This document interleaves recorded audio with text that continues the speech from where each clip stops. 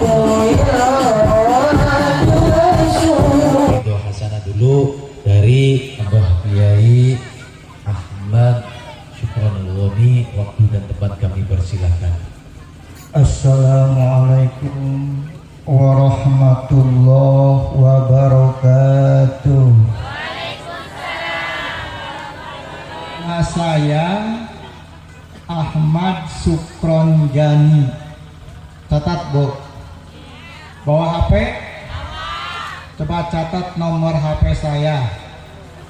Catat, pakai ketawa. 085 221 371 464.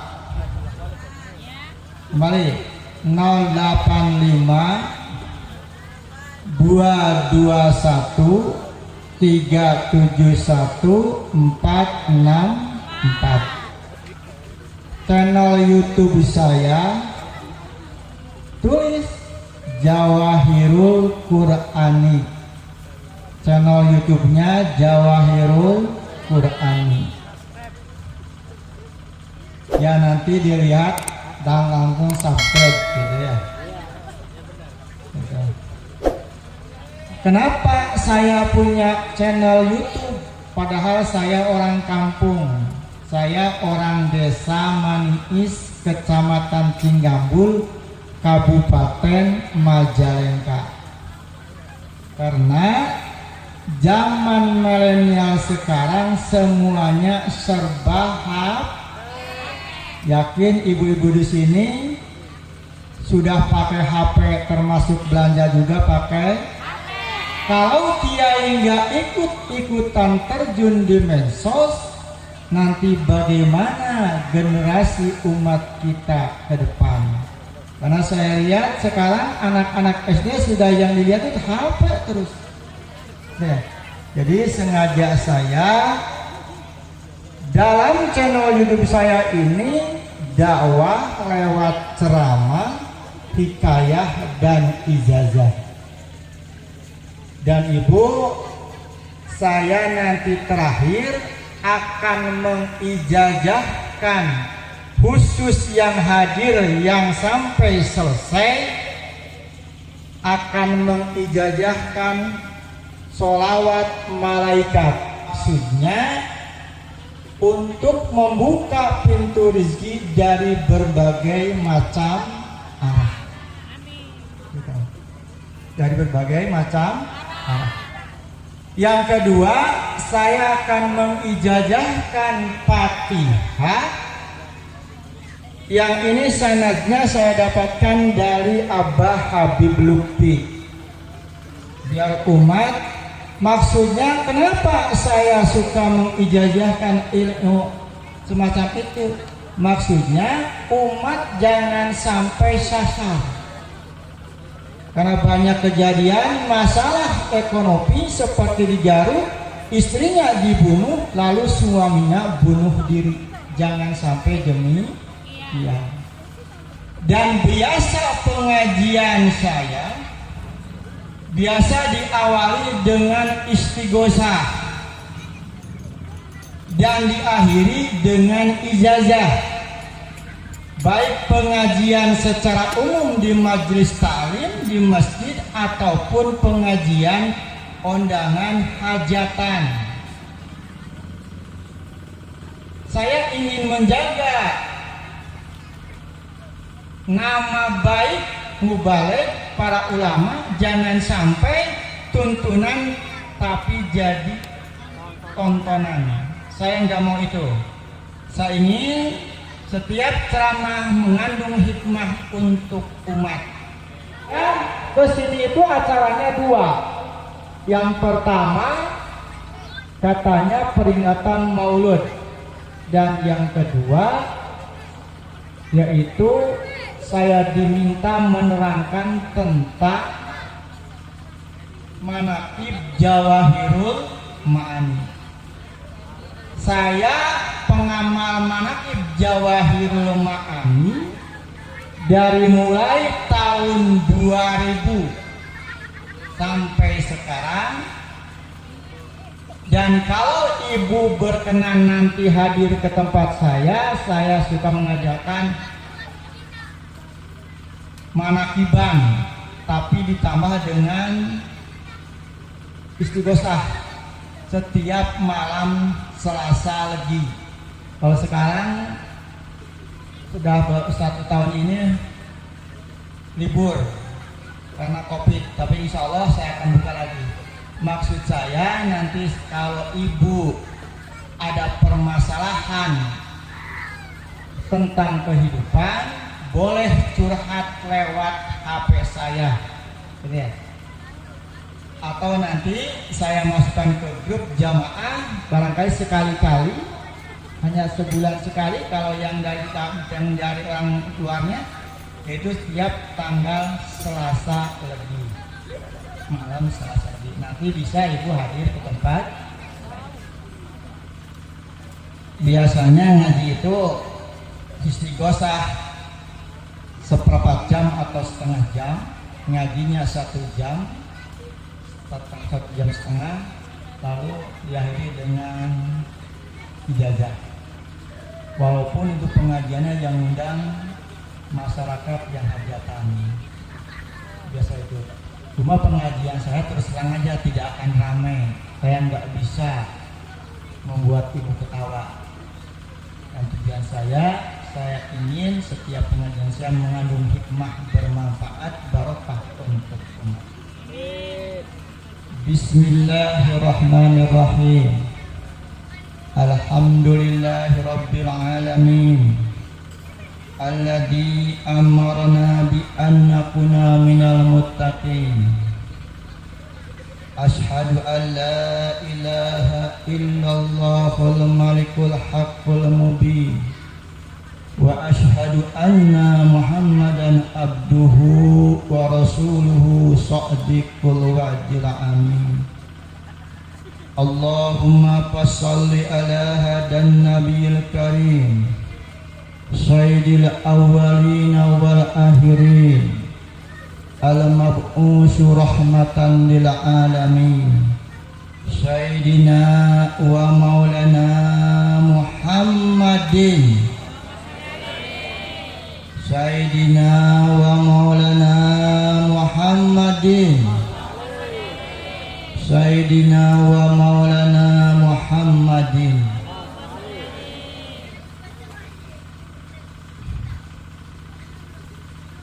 Para panitia, khususnya Bapak Ustadz Safi'i atau Bapak Kiai Safi'i, ya Safi'i, maaf salah. Yang saya hormati Bapakku, ada udah pulang, dan perangkatnya yang saya hormati para ulama, wazu'ama, para hujaz, para tokoh masyarakat, ibu-ibu anu salabar, anu kusim kuring nipi hormat, dipayun, teraskan di Sunda, jangan. Pertama dan yang paling utama, kita panjatkan syukur kepada Allah Subhanahu wa Ta'ala. Berkat rahmat kasih sayangnya, aturannya, alhamdulillah, khususnya saya jauh dari Majalengka bisa bertemu sama ibu bapak ahli manaqib Jawahirul Ma'ani di ini majlis. Semoga Allah muliakan, semoga Allah diberikan rahmat kasih sayangnya, keluarganya sehat, anak-anaknya soleh solehah, pinter-pinter dan luhur derajatnya. Di barokah Al-Fatihah. A'udzubillahi minasyaitonir rajim. Bismillahirrahmanirrahim. Alhamdulillahirabbil alamin. Ar-Rahmanir-Rahim Maliki Yaumiddin Iyyaka na'budu wa iyyaka nasta'in Ihdinas siratal mustaqim siratal ladzina an'amta 'alaihim. Langsung tancap saja ya supaya enggak lama, kasihan ini sudah lama. Qara'tu fi kitabil Madari'is Su'ud Syekh Imam Nawawi Tanara Banter. Simkuring, saya baca dalam kitab Madari'is Su'ud karangan Syekh Imam Nawawi Tanara Banten. Syekh Imam Nawawi Tanara Banten adalah satu-satunya ulama besar dari Indonesia yang diakui oleh ulama-ulama Hijaz, ulama-ulama Timur Tengah, Arab dan sebagainya. Karangannya sampai karangan kitabnya 99, termasuk kitab Tafsir Munir dan lain sebagainya. Nah, jadi nanti saya akan paparkan dari kitab itu, jangan sampai, karena memang kalau kita tidak dengan keyakinan, ini bahasa akan mangmang. Tapi kita harus yakin bahwa Imam Nawawi itu adalah ulama satu-satunya yang diakui dunia dari Indonesia. Bahkan saya pernah waktu masih hidup almarhumah Syekh Dimyati Cidahu, dia berkata pada saya, di Indonesia ini sekarang tidak ada ulama setelah Imam Nawawi wafat, katanya. Yang ada paling sekarang guru ngaji, kiai juga sudah hampir tidak ada, kata beliau itu. Jadi jangan sampai ragu. Yang tubuh fi hadzal kitab khalaqal mawjudati wa khafadal arda wa rafa'as samawat qabada qabdatan min nurihi wa qala la quni Muhammad fasarat umudan min nurihi asraqa inta ilahi jabil dumat fasajada wa qala alhamdulillah. Dalam kitab itu tercatat bahwa pertama kali Allah akan menciptakan makhluk yang ada di seluruh alam jagat raya ini, di seluruh planet yang ada di langit dan yang di bumi. Allah qabdotan min nuri, ngambil segenggam cahaya dari cahaya, lalu Allah bilang kepada cahaya itu, Kuni Muhammad, jadilah engkau cahaya ini jadi cahaya Muhammad. Setelah bilang Kuni Muhammad, cahaya itu nyempur ke atas bagaikan tiang, menerangi seluruh yang gelap-gelap. Dan setelah itu lalu saya itu sujud kepada Allah dan mengucapkan alhamdulillah. Kata Allah, khalaqtuka wa sayyidatu Muhammad minka abdul khalqa wa tamu rasul. Kalau menciptakan anjing, saya menciptakan kamu dan saya beri nama Muhammad. Kau adalah makhluk yang pertama diciptakan dan yang terakhir akan diutus oleh Allah.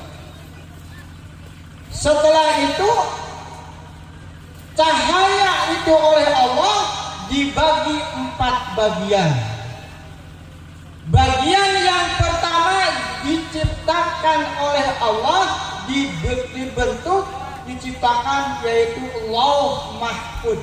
Itu Lauh Mahfud dari cahaya Kanjeng Nabi Muhammad SAW. Yang kedua, dari cahaya yang terdapat bagian itu dijadikan kolam teh pena, airnya mah pulpen. Setelah itu Allah berkata pada kolam, uktub ya kolam. Kolam bukan menulis, tapi pada arda al-kasanatin min haibati kitabillah. Kolam itu bukan nulis, tapi bergetar selama 1000 tahun karena hebatnya kitab dari Allah Subhanahu wa Ta'ala. Lalu kata kolam, ya Rabb, ma uktubu, apa yang aku tulis ya Rabb? Kata Allah, uktub la ilaha illallah Muhammadur Rasulullah. Tulis kalimat la ilaha illallah Muhammadur Rasulullah di papan Lauh Mahfuz.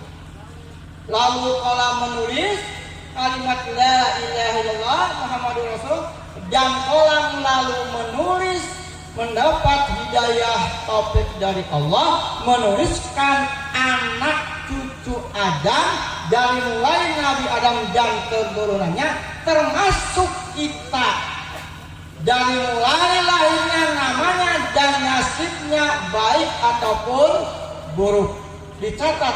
Jadi kita sudah ada ketentuannya. Misalkan Mak Icih di Lauh Mahfuz ada umurnya misalkan 40 tahun, rezekinya sekian, ya, penyakitnya anu, itu sudah ada catatannya, nasib dan baik buruknya. Nah, lalu kolam menulis perjanjian dengan setiap umat, perjanjian dan ancaman setiap umat, dari mulai umat Nabi Adam, Nabi Nuh, Nabi Idris sampai Nabi Isa. Perjanjian ini, man atau Allah adkhalahul jannah wa man asallaha adkhalahun nar. Siapa yang taat kepada Allah bakal dimasukkan ke surga, dan siapa yang maksiat kepada Allah bakal dimasukkan ke neraka. Sampai umat Nabi Isa alaihissalam perjanjian Nabi itu. Pas menulis untuk umat Muhammad, mau menulis man asallah adholan, dibentak oleh Allah. Ya kawan, fata'adab, kamu harus punya tata krama li umat habibi Nabi Muhammad SAW. Untuk umat Nabi kekasihku Nabi Muhammad, jangan langsung dimasukkan neraka yang maksiat itu, tapi warabul gofur. Jadi untuk umat Muhammad, kita ini kalau berbuat dosa, berbuat maksiat, itu tidak langsung dimasukkan neraka, tapi kata Allah, warabul gofur, Allah Maha Pengampun, bisa tobat dulu. Jadi belum tentu yang sekarangnya ini ahli maksiat, kalau mengaku umat Muhammad belum tentu masuk neraka. Kalau dia diberi hidayah di akhir hidupnya dan bertobat, bisa jadi masuk surga. Itu kelebihan kita. Dan yang ketiga, tadi kan cahaya itu dibagi 4. Dibuat aras. Kerajaan Allah Subhanahu wa Ta'ala dibuat aras kursi. Nah, yang keempat dibagi 4 lagi, diperbanyak. Gitu. Yang pertama dari 4 itu dibagi 4 lagi, bagian yang pertama dibuat cahaya, yaitu cahaya bintang, bulan, matahari dan sebagainya. Cahaya yang ada di mata kita bisa melihat itu dari Nur Muhammad.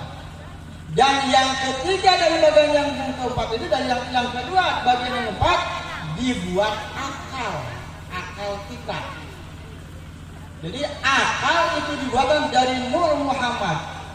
Pintar dan bodohnya orang itu tergantung pada besar dan tidaknya tersinari oleh Nur Muhammad. Yang ketiga dibuat makrifat, ilmu tauhid kepada Allah,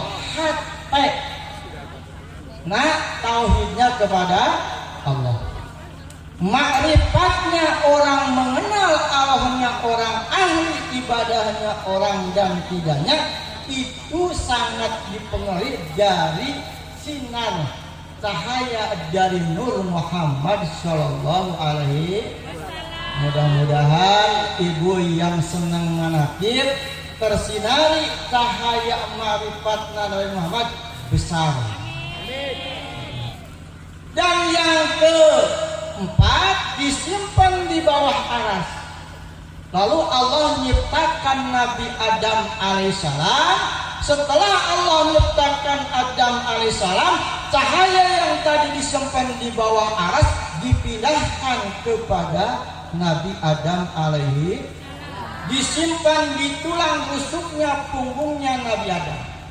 Sehingga pada waktu itu malaikat sujud di belakang Nabi Adam melihat cahaya Nur Muhammad.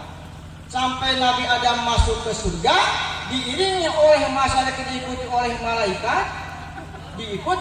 malaikat, Kata Nabi Adam, ya Rabb, kenapa malaikat selalu berada di belakang saya? Ada apa?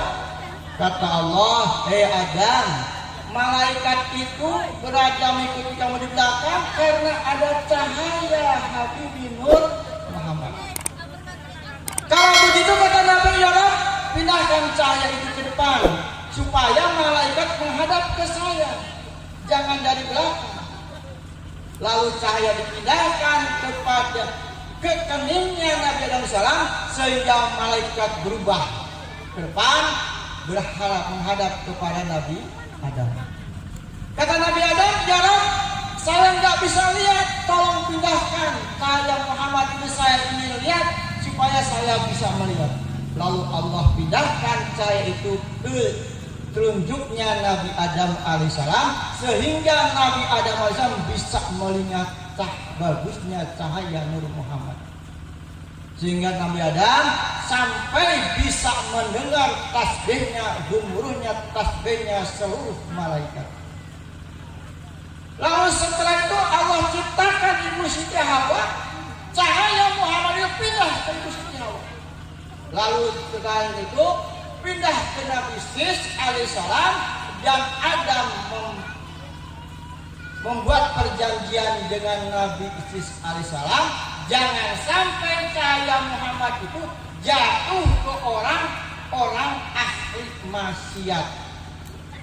Dijaga ku Allah dari mulai Nabi Sis, dari mulai Siti Hawa ke Nabi Sis terus kesininya sampai ke Adam, sampai ke Asyid, sampai ke Wujud, sampai ke Abdullah. Hafidol ilah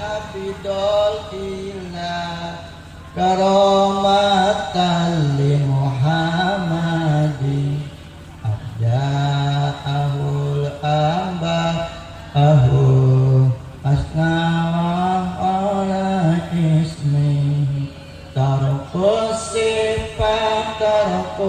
sifat falam yusibhum aruhu min adami wa ila abi wa ummi salatullah ala taha rasulillah salatullah salamullah ala yasin habibillah. Cahaya itu tidak jatuh ke orang-orang yang tukang maksiat, yang tukang zina, wati dan sebagainya, dijaga oleh Allah. Sampailah cahaya itu ke orang tuanya Nabi Muhammad SAW, yaitu Raden Abdullah. Setelahnya sampai ke Raden Abdullah, geger 10 perempuan jatuh cinta ke Raden Abdullah karena wajahnya mengandung cahaya Nur Muhammad SAW. Semuanya tergila-gila perempuan, baik janda maupun perawan, pengen sekali ditikah oleh Raden Abdullah. Mengingat gelagat itu, waktu itu Wahab, bapaknya Aminah, merasa khawatir. Khawatir gimana? Khawatir Abdullah nikah dengan wanita lain, tidak nikah dengan anaknya Siti Aminah. Lalu Abdul Wahab itu melamar ke Abdul Muthalib. Bagaimana kalau Abdullah